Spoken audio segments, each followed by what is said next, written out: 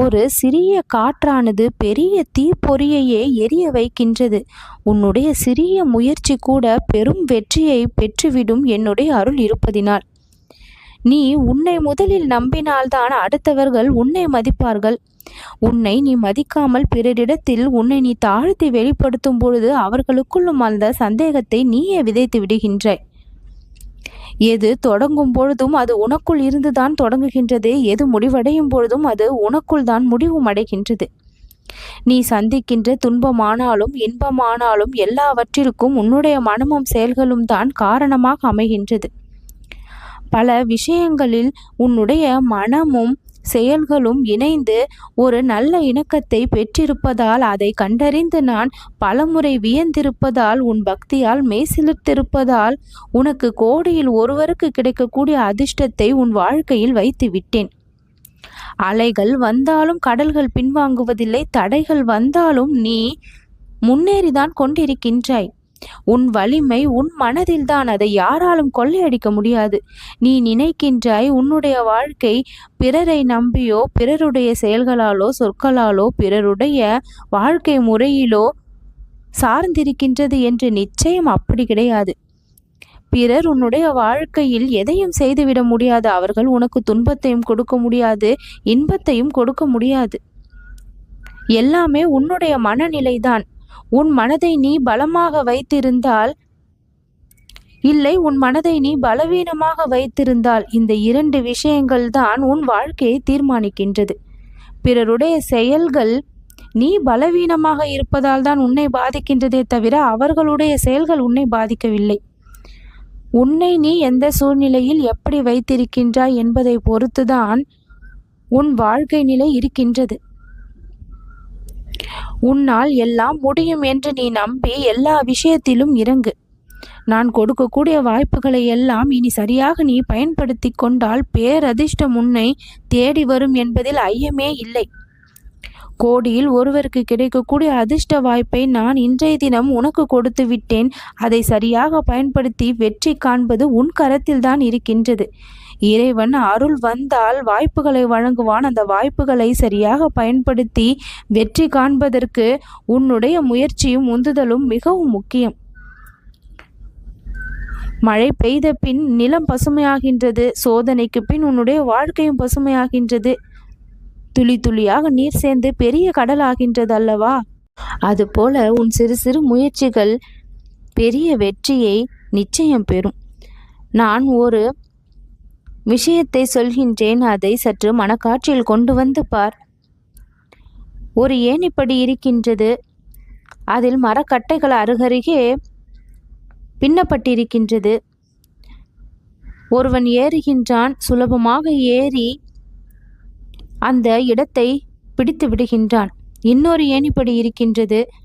அதில் கட்டைகள் தூரமாக பின்னப்பட்டிருக்கின்றது. ஒரு அடியை எடுத்து வைக்கின்றான். மறு அடியை அவனால் எடுத்து வைக்க முடியவில்லை. சேர வேண்டிய இடத்தை சேரவும் சிரமப்படுகின்றான். இதிலிருந்து ஒரு விஷயத்தை நீ தெரிந்து கொள். சிறு சிறு முயற்சிகளாக இருந்தாலும் அடிக்கடி அதை எடுத்துக்கொண்டே இருந்தால் உனக்கான இடத்தை நீ பெற்றுவிடலாம். முயற்சிகள் கூட பெரிய அளவில் தான் இருக்க வேண்டும் என்று நினைத்தால் அகலக்காலை அந்த இடத்தில் நீ வைக்கும் பொழுது ஏறுவதற்கும் சிரமம் ஏற்பட்டுவிடும். அடுத்த அடியை உன்னால் எடுத்து வைக்க முடியாமல் போய்விடும். உன்னுடன் இடத்தையும் பிடிக்க முடியாமல் போய்விடும். முயற்சி சிறிய அளவில் இருந்தால் கூட அது வெற்றியை உடனடியாக பெற்றுத்தரும். சிலர் முயற்சிகளை பெரிய அளவில் செய்கின்றார்கள் என்று அவர்களை பார்த்து உன்னுடைய வாழ்க்கையை நீ எடை போட்டு கொண்டு இருக்காதே. ஒவ்வொருவருக்கும் ஒவ்வொரு பாதை, ஒவ்வொரு வழி. அவர்கள் சேர வேண்டிய இடம் வேறு. நீ அவர்களுடைய பாதையில் சென்றால் நீ சேர வேண்டிய இடத்தை எப்படி அடைய முடியும்? பிறரோடு ஒப்பிட்டு பார்த்து உன்னுடைய வாழ்க்கையை நீ கொண்டு செல்லாதே. ஒவ்வொரு விஷயத்திலும் நீ பிறரை பார்த்து வாழ நினைக்காதே. பிறரிடம் இருக்கக்கூடிய நல்ல குணங்களை, நல்ல விஷயங்களை எடுத்துக்கொள்வதில் தவறில்லை. ஆனால் முழுவதுமாக அவர்களையே பின்பற்றி வாழ வேண்டும் என்று நினைப்பது நீ செல்லக்கூடிய இடத்துக்கு பாதையாக அது அமைவது இல்லை. கஷ்டங்கள் உன்னை ஆட்கொள்கின்றது என்றால் நீ அதில் மூழ்கி விடாதே. அதை கண்டும் காணாமல் இரு. அது தானாக விலகிவிடும். தடைகள் உன்னை தகர்த்த வருகின்றது என்றால் நீ அவற்றை தகற்ற முற்பட்டு அதில் வெற்றியும் பெறுவாய். உனக்குள் இருந்து பல நல்ல விஷயங்களை நீ வெளிக்கொண்டு வந்தால் உன் வாழ்விற்கான அர்த்தத்தை நீ அடைந்து விடுவாய். எங்கெல்லாம் செதுக்கப்படுகின்றாயோ அங்கெல்லாம் வளைந்து கொடு. உனக்கான அதிசயங்கள் தானாக நடக்கும். எந்த பாதைக்கு இந்த காலத்தின் சக்தி உன்னை அழைக்கின்றதோ அதன் வழியே செல். அதுதான் உன் வாழ்விற்கு ஒரு நல்ல அர்த்தத்தையும் கொடுக்கும். காலம் ஒன்று கொடுக்க அதை ஏற்றுக்கொள்ள முடியாமல் நீ தவிக்க உன் வாழ்க்கையில் வெற்றி வராமல் முடங்கிவிடக்கூடாது. முன்னறிவிப்பாக தான் இந்த விஷயத்தை சொல்கின்றேன். காலம் கொடுப்பவைகளை மனமாற ஏற்றுக்கொள். அதன் வழி செல். எது உன்னை நாடி வருகின்றதோ அதை சற்று கவனம் வைத்து பொறுமையாக சிந்தித்து பார். எவ்வளவுதான் பொறுமையாக சிந்தித்து செயல்பட்டாலும் கூட ஒரு சில விஷயங்களில் ஒரு குழப்பம் தென்படும். அந்த குழப்பம் வராமல் இருக்க அந்த விஷயத்திலும் ஒரு தெளிவு கிடைக்க வேண்டும் என்றால் இறைவனை நாட வேண்டும். இறைவா, எனக்கு ஞானத்தை கொடு என்று கேள். ஞானம் கிடைத்தால் அத்தனை முன் பின்னால் தானாக வரும்.